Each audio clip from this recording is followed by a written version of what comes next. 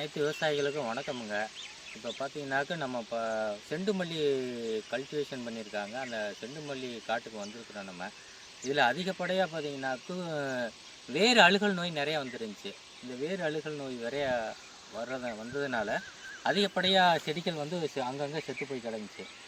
சின்ன செடியிலேயே அதிகமாக தாக்கும். ஏன்னா செண்டு மல்லியை பொறுத்தளவில் பார்த்தீங்கன்னா ரொம்ப சின்ன நாற்று.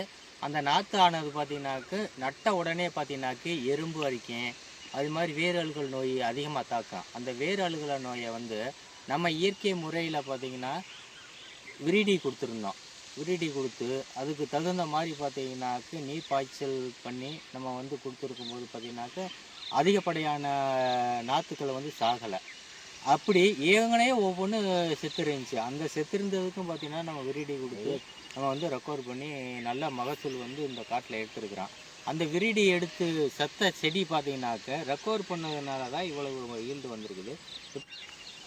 விவசாய நிலத்தில் பார்த்தீங்கன்னாக்க வேறு பயிர் எந்த பயிர் பண்ணியிருக்காங்களோ அந்த பயிரில் வந்து அதிகப்படியான நூற்புழு தாக்குதல் ஆகி கரெக்டாக வந்து பூ எடுத்து காய் காய்க்கும் போது பார்த்தீங்கன்னாக்க செடி வந்து செத்து போயிடும்.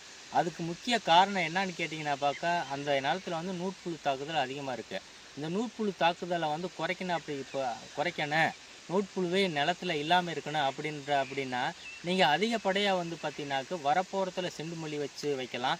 இல்லை அப்படின்னாக்கு காடு ஏகத்துக்கு ஃபுல்லாக பார்த்தீங்கன்னாக்கு ஒரு வருஷத்துக்கு 2 முறை செண்டு மல்லி விவசாயம் பண்ணி நீங்கள் அதில் இருந்து லாபம் பார்த்துக்கிட்டு செண்டு மல்லி விவசாயம் பண்ணும்போது அதிகப்படியான நூற்புழு தாக்குதல் வராது. அந்த நூற்புழுவை வந்து கொல்லக்கூடிய சக்தி பார்த்தீங்கன்னாக்க இந்த செண்டு மல்லி தாவரத்துக்கு இருக்குது.